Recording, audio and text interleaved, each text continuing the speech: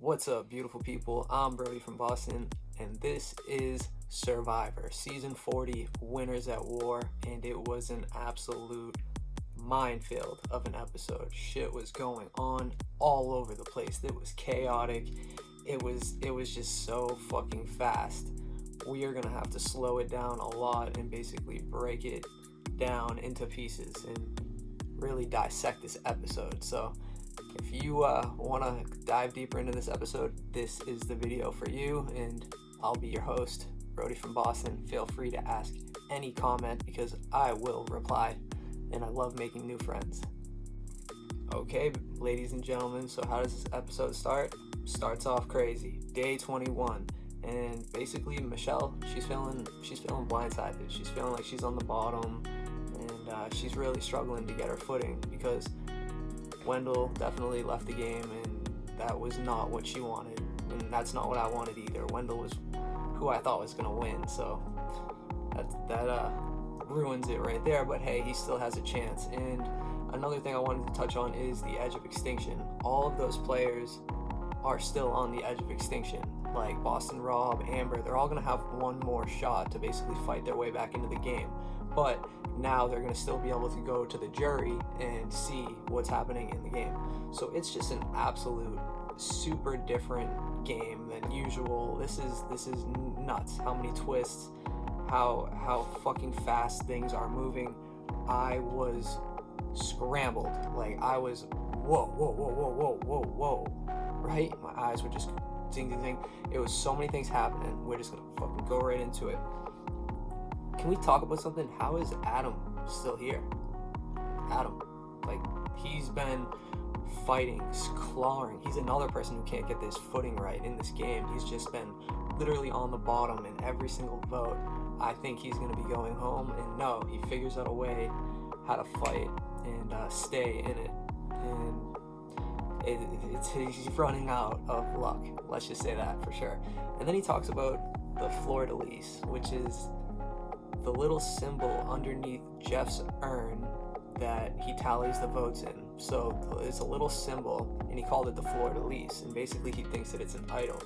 And I knew for a fact it wasn't a fucking idol because it was just something that's never happened before, and even Jeff kind of made him look like an idiot, and I absolutely love that. Like, Jeff busting balls, I'll fucking listen to that all day long because I that's what I'm here for. Jeff, you're one of the best hosts. Like you, TJ Lavin, and Julie Chen, absolutely crush it. You guys are awesome. Literally great freaking hosts. Okay, now we're gonna get into the edge of extinction. They get a box, okay, and it's just, it was a little weird for me. Like basically, it's talking about you gotta go back and look at what's in the history or something like that. It was strange, whatever. But so what had happened? There's an advantage on the island, and all the people on the edge take off looking for it. Like, okay, we're gonna go in groups over here. Okay, Boston Rob going over that way. I'm gonna go with my friend Boston Rob. Him and the old school players just took such a nuclear bomb. They are done. Somebody call in the medics because the old school players are dying fast. How crazy is that? So yeah, basically, and then Parv and that other one, Danny Boatwright, I'm pretty sure that's who it was. They basically found it. Parvati found it in like the rocks by the ocean, and she didn't want to tell anybody at the beginning. But then Boston Rob's like, "Do you have it?" She's like, "Yeah, why not? I'll just say I have it because I'm Parvati. This is the first good thing I've done on the edge." Like, good for you, Parv. And what was the advantage? It was sick. It was something way new, something I've never seen. It's a coin, and on each side of the coin, it's like safe or not safe. And what the advantage is Parvati is allowed to sell it overseas to the main beach where all of the players are. And who does she pick? She picks Michelle because Michelle has been stacking the fire tokens. She has 4. And that's by far the most. She's rich. So they're like, let's go for her. Let's say 4 fire tokens, and I think she'll go for it. And what does she do? She goes for it. But that's a little later down the line. So yeah, you get this coin, and basically you're allowed to use it once, and I'm pretty sure up to 7 people left in the game. And if you're, it's gonna happen at tribal, and you're allowed to flip it, and it will say if you're safe or not safe. Super cool twist in the game. Even Michelle, she like flipped it twice, and she was like, "Is this a good decision?" And it landed safe. And then she's like, "Okay, if it does it again," and it landed not safe. So this is a 50-50 coin. The only other time that I've seen anything like this would be in season 39, Island of the Idols, and there was a flipping game. I remember that for sure. But it wasn't like this. This is way different. Pretty sure. Okay. Yeah, so for 4 fire tokens. And what does Parvati want? She wants just to eat. She's like, all of us at the edge are hungry. So that's what we're going for. We're going for that peanut butter. Because what did Tyson do with that peanut butter? He got back in the game. Smartest move of the season so far was Tyson calling it. He's like, this jar of peanut butter is going to get me back in the game. And what does it do? Gets him back in the game. And that son of a gun learns fast. He is a very strategical person, and Survivor took it up a notch today. Anybody coming on Survivor after this season, good luck, because this game is on fucking meth.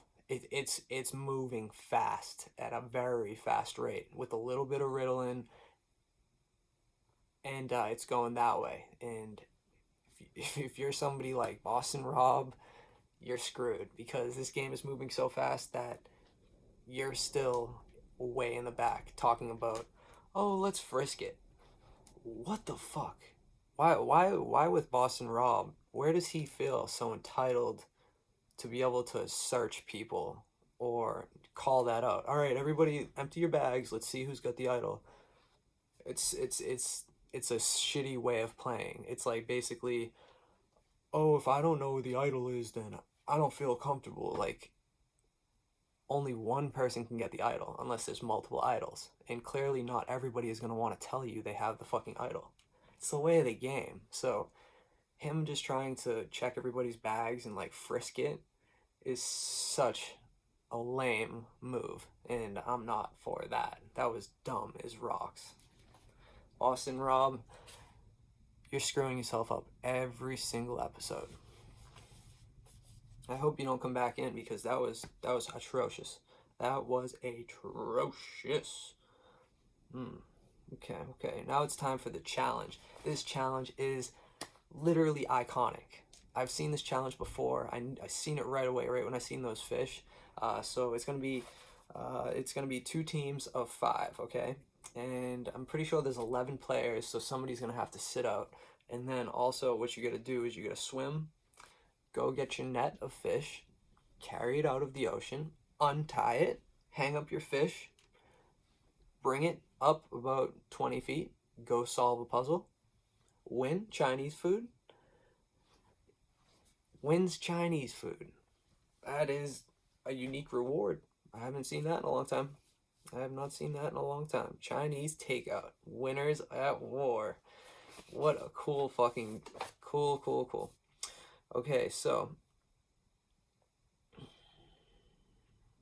let's get into the challenge. Basically, war is not pretty. Let's just get that straight, okay? We got 10 freaking people who are going to be fighting right now for Chinese food. That's what's going down. And it's going to be a close one. So we got red team. We got Tyson, Adam, fucking Tony, fucking... we got Nick and Jeremy doing the puzzle. And then let's go to the blue team. Kim was captain. And Kim is a very strategic person, and she is very athletic. And you'll see that within the immunity challenge, because she beasted it. But yeah, we're still talking about just the reward challenge. The blue team, yep, Kim's captain, Sarah, Ben, and then Sophie is solving the puzzle with Michelle. And it's a really cool puzzle. I mean, Sophie is immaculate at puzzles. She is so freaking sharp. That's what you can call Sophie. She's sharp. and everybody underestimates her. Like, I remember last episode, somebody was saying like the lower profile players, and I don't even think she was mentioned. And that's the second time. Like, Tyson mentioned it. I remember this. He was like, and who's the last person? She's like, Sophie. Sophie's so under the radar. I didn't even mention her name. Watch out for her, guys. She is going to go deep unless they figure that out right away. They got to catch on to Sophie. And Kim, immunity challenges, when it's you better watch out if it's immunity challenge and Kim's on the other side, because that's what she does. That's what Kim does. Okay, let's go. Ready, set, go. And okay, so first part of the challenge, jump in your damn water, go get your fish, pick it up, and bring it to the beach. That way. So yeah, who's out early? Blue team. Blue team is off early. Ben is a monster. You watch him in challenges, like team challenges, he just excels. That blue team was on fire. There's just something about that blue team. Everybody on it is very successful. Same with the other side, but this season I'm talking about, that blue team, they were stacked. Kim is on it this season. Okay, so yeah, basically they untied it. Blue came out to a really good lead, and we had Adam stacking the fish, and you know, it was pretty tight right there. And then it comes down to the freaking puzzle. And lately, the puzzle has been involving Wendell, and he would always do something stupid like, hey, Probes, look at me, I'm over here done. Cut that out, bro. Just solve the damn puzzle. That's why you're on the edge. Probably. That's probably why. So now it comes down to the freaking puzzle, and the puzzle was super cool. You got these fish shapes, and it's a flat puzzle, and basically you gotta stack the fish. It looks extremely simple, but believe me, it's not. It's very complicated to get all of your fish line and level. Super hard. Fucking Sophie is just blowing my mind how freaking sharp she is on the puzzles. Nobody can beat her. Can't believe it. My heart was literally beating so fast. Like, if I was the one solving the puzzle, I love to think about these situations. Like, okay, if I was the one that was actually gonna like try to do this puzzle, holy shit! Like, my heart was jumping. I was like, damn.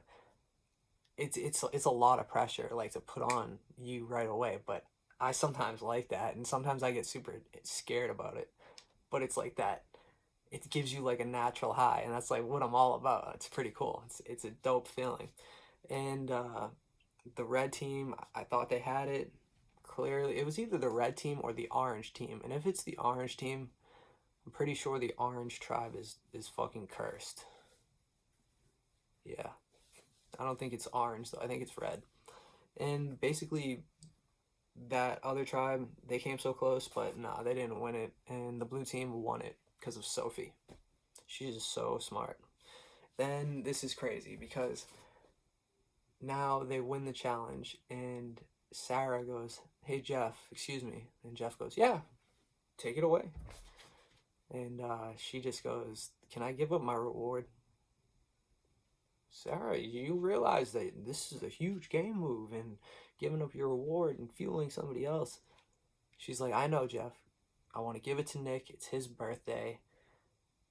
And she really tried to sell it like it wasn't a game move.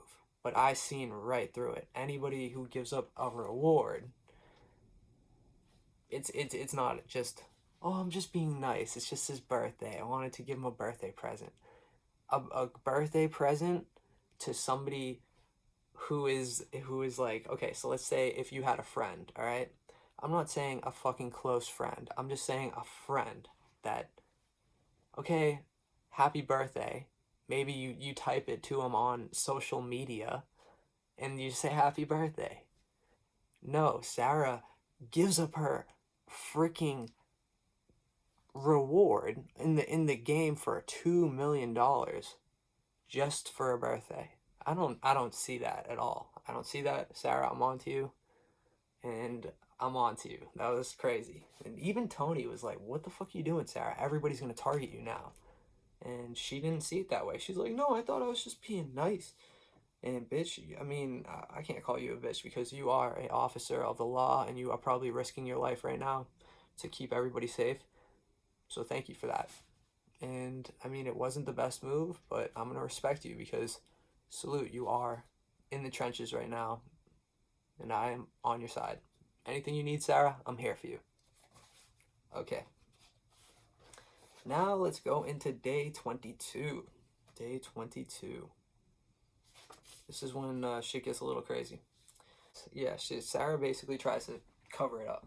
Tries to basically, and what does Tony say? He's like, this is her mummet or something. I've never heard that before. I don't know what a mummet is, but Tony sounded great, and I believed you. I trusted you, Tony, in that moment, and I believed you.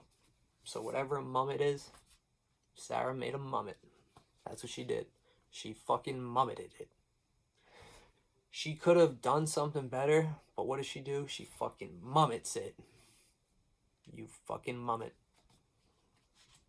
Yeah, so everybody is thinking, they're like, yeah, we seen this right away. Sarah, that wasn't clever. We know that was like a game move. Even Denise was like, was that just, like, that was a game move. Yeah, it was a game move. Like, Sarah, I don't know what you were thinking. Jeremy, he wants, Nick he wants like a shot to talk to Nick. Basically, Nick's looking for freaking clues during the reward challenge, because the reward challenge had all these Chinese food, and usually on reward challenges, the most smart players know that the reward is going to have an advantage. So Sarah should have known that even though it was very nice giving Nick this happy birthday, is it worth not having an opportunity to see an advantage? Because usually during every freaking reward, you can take that to the bank. You got either a clue or some type of advantage that you can find. Like, it's always hidden. That's the cool thing about Survivor, is nothing comes for free. Everything is hidden, and you gotta search and get dirty for it. That's why I like it, dude. It's fucking sick. Go fucking mummet that, you fucking mummet. Okay? Go fucking tie your shoes, Tony. Okay, so now coming back from the reward, Michelle, she gets the advantage in her bag. She goes, okay, I see an advantage in my bag, and she reads it. It's for the 4 fire tokens from Parvati, and she takes it. She says it was because of the fortune cookies, the ones which she was reading. It was saying the dumbest stuff, like, trust your first step, something stupid. And she thought it was a sign from the survivor gods that this advantage was going to be the advantage that saves her life in this game, and that's betting all of her fucking 4 fire tokens on it. What type of strategy is that? I don't know if I would have took that. I mean, I get it. A 50-50 shot is better than no shot, but 4 fire tokens are huge. Huge, huge, huge. You can do anything with them. You can bargain with them. You can get somebody to trust you with them. They are huge. Those 4 fire tokens could have been game-changing for her, but she chose the damn freaking thing, and I don't know if it was going to pay off for her. That was going to be it. That's crazy. Okay. Day 23. Holy shit, we got balance. I've seen this challenge before too. I think Survivor lost their creative fucking vibes, because this challenge was very generic. And that's fine with me. I love this challenge. This challenge is one of my favorites, and a lot of them are my favorites, and a lot of them are generic. This isn't like new, but a lot of these past challenges have, basically all of them have been something from the past, and it's cool. I like it. The old challenges is what made me fall in love with Survivor. So seeing like an old friend like this challenge, super cool. And what I remember the most about this challenge, we'll just talk about it, was Tony and Wu back on their season of 28 Cagayan. And it was tight because basically Tony, he gets into it, okay? And he was standing with like his foot forward like this, and his arm straight outside like he was surfing. And he was just always like this when the waves would come in, and you got the wind coming against you, and Tony's like this. I was laughing my head off watching Tony try to beat Wu. Wu is just like, Wu is like that like a freaking, he's like a karate instructor. It might not be, it might be a martial arts instructor. He's a beast at that. So Wu could triangle you and put you to sleep within a second. And this dude had his arms, and he had the Vibram 5-finger toe shoes on. I remember that too. And he absolutely crushed the challenge. The challenge was in Wu's favor, and Tony falls, and he goes, "Good luck, Wu." And Tony goes, "Good luck, Wu." In the challenge, "Good luck, Wu." And falls, fucking hits the fucking ground. And then what? That's that. So we got the hat on, ready to go, just because. Good luck, Wu. So yeah, basically into this challenge, day 23. It's the balance challenge. You got 3 ledges, and it's a triangle platform, and basically your feet are on it like this, and then you got to go from one, I think it's like 10 minutes, then you go up to the next one, 10 minutes, and then you go to the top, which is when you start surfing, baby. And I thought Tony was gonna win it. Like, I had all my money on Tony, and no, he didn't do good. He didn't do the best. Okay, so basically Denise and Jeremy were the ones who had the necklaces from the last immunity challenge. So give up your necklaces, Jeff says, bring them over here and stand on your triangles. Basically, this is like a huge, crazy challenge. You got the wind blowing, the water was crystal blue, absolutely beautiful blue water. The waves were absolutely choppy. That's something that you don't take into account. Yeah, you just think it's balancing. No, you got to deal with these elements. Sometimes people are on there for so long that you actually could get seasick from being out there and just, I'm getting, and you could get sick. Yeah, you could get really sick. But I think that happened to Tony. Like, he looked a little queasy in his face. I was like, yep, Tony's gonna get sick. But he didn't. Okay, so first round was nuts. Okay, so now it's gonna be the second perch, and basically you're gonna have to stand up there for 10 minutes, and Tyson, Jeremy, I think maybe Sophie, they kind of bailed out, and Jeremy had like the craziest thing ever. He was very trying to like, whoa, whoa, whoa, screaming at like very high pitched noises. I've never heard Jeremy sound like that before. And even Jeff said it. He's like, craziest dismounts ever. Who's right behind that? Tony. And I wrote shit right next to it. Ben is like, when he's going this way, he put his hands this way. He was very smart with it, and he's doing great. Adam, this is the third round now, and Adam is shaky. He's trying to get onto the top round, and he can't do it. It's way off. He's so shaky, it's not even close. And then it comes down to Kim and Ben, and they are going for 1 necklace. The challenge from the last episode was 2 necklaces. Now this is 1 challenge. Fucking Kim versus Ben, and she beats him. Kim beats him. Top notch. Ben loses it. Wow. Kim is a beast. What she gets, the necklace, and she gets a fire token. Boom. That's a hit. She hit it right on the head. Tony wants to get rid of who? Fucking the hyenas. That's what he said. The hyenas, they're the pack animal. They come over and they sit in the pack, and they just they got the heat in them. They smell the blood. It reminds me of Nick back on when his first season, when he looked like a rabid dog that was like had the rabies, and he would like win challenges, and he'd always have this. Okay, so now we come back from the challenge, and Kim is the winner. She's got the fire token, and basically who thinks that they're on the bottom is Nick, Adam, and Michelle. Basically, Nick's going a little crazy, and he's saying he's going to take over this game so fast you ain't even going to see it. And I don't think that's the case, but he tries. A+ for trying, man. Keep it up. He tells Tyson, he goes, yeah, they're saying your name. Tyson's like, oh shit.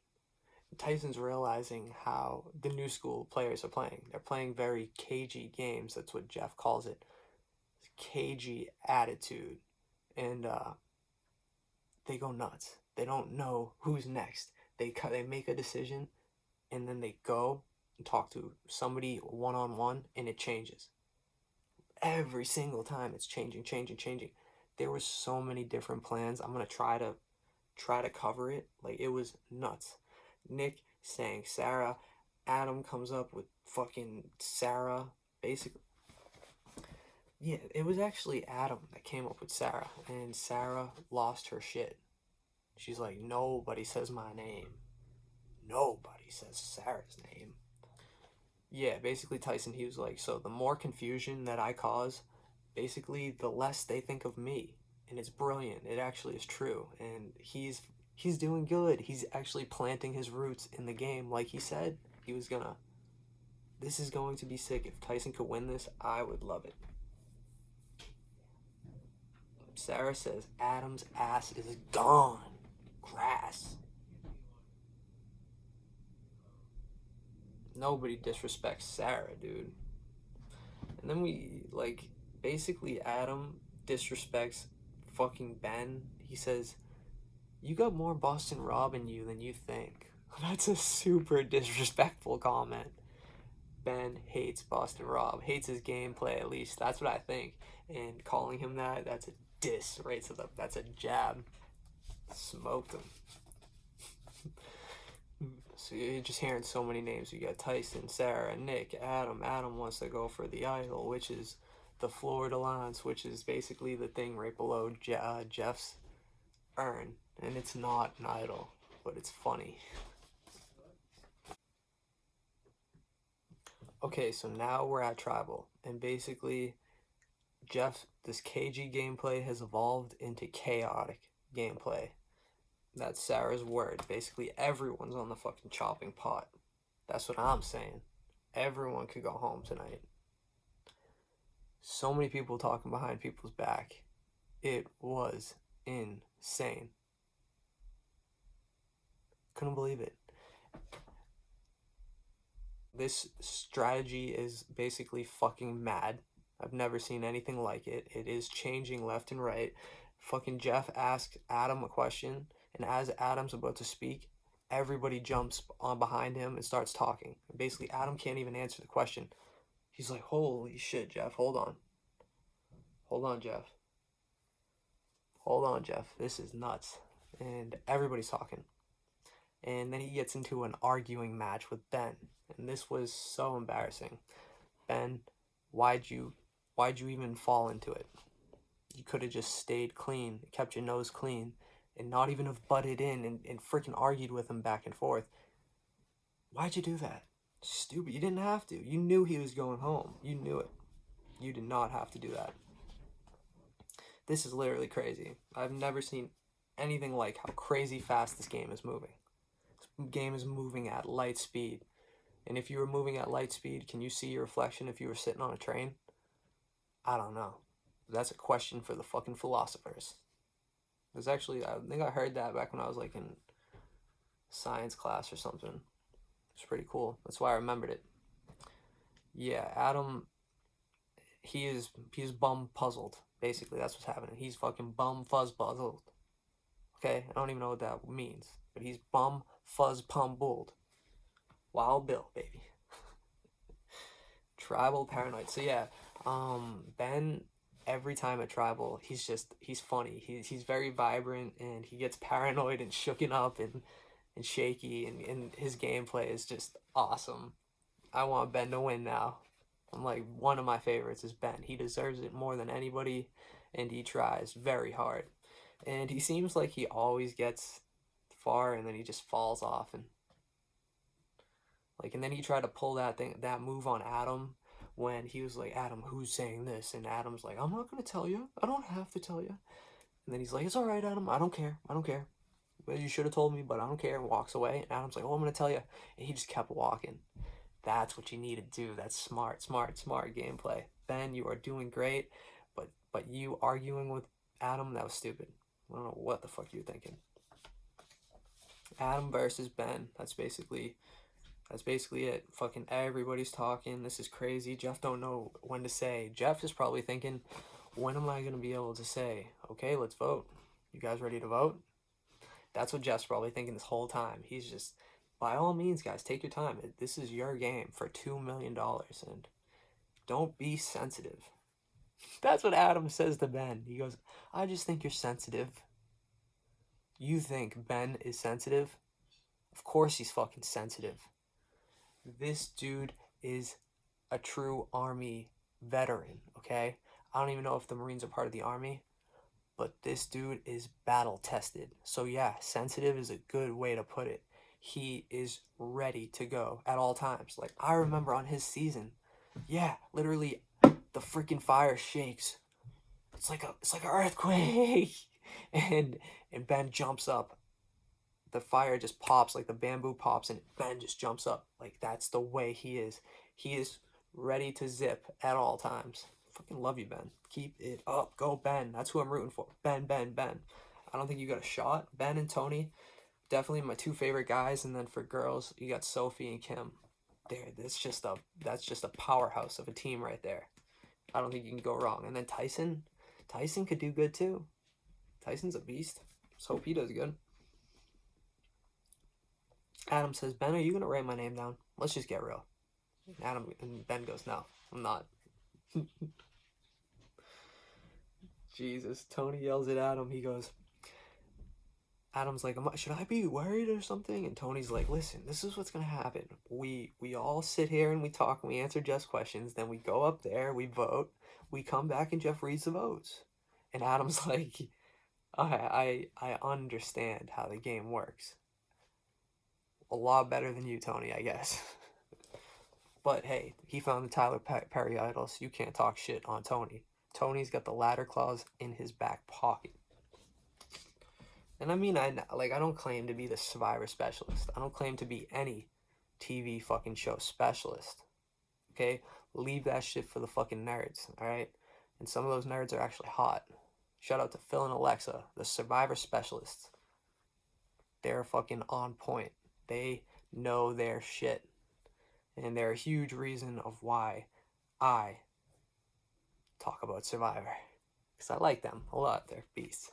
So yeah, we're getting down to the votes. This is basically the end of this fucking video and episode. And this is like just such a crazy tribal. Wow. Okay. So now it's time to vote, okay?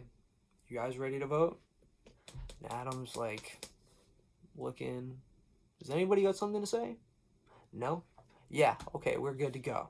And yeah, everybody votes. We come back down. All right, now famous Jeff goes, all right, anybody have any individual immunity idols that you want to play for either yourself or somebody else? And what the fuck does Adam do? He goes for it. He walks up to Jeff, Jeff's like about to fucking punch him. Jeff's like, security.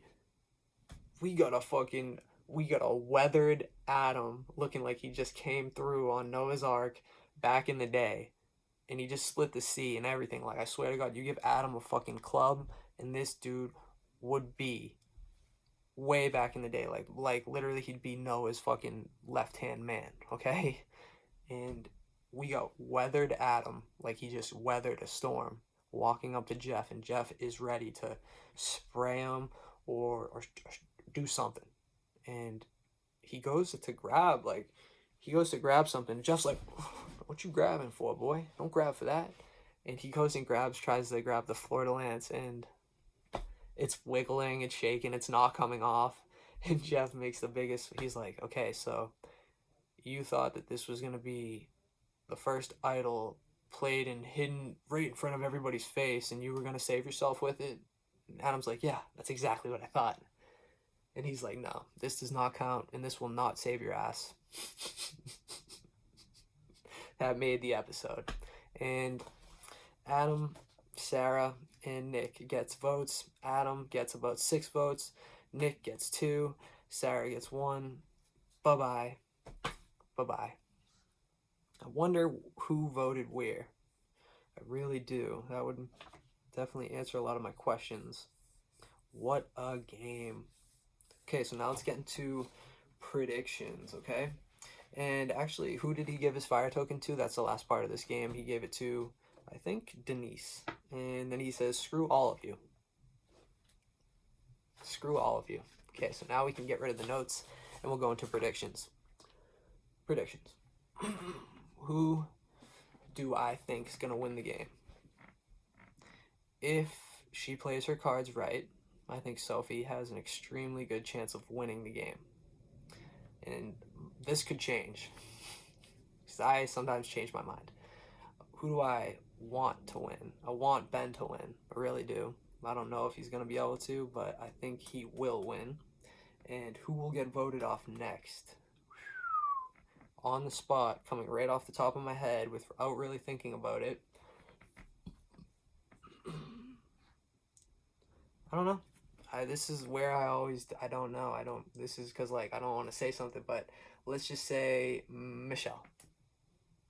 I think it's either going to be Michelle, Nick, or the other one on the bottom. But that's about it. Okay, so this is Entertainment with Brodie from Boston. If you guys liked it, please give it a thumbs up.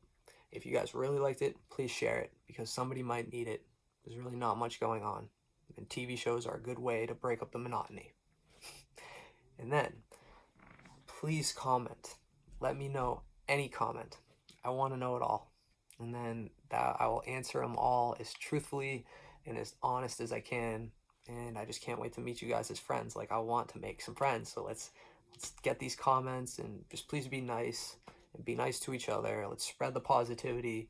That's what I'm here for, is to spread positivity. I was punched in the head, and I felt the positivity from that punch, okay? Now I'm just trying to give you guys the positivity.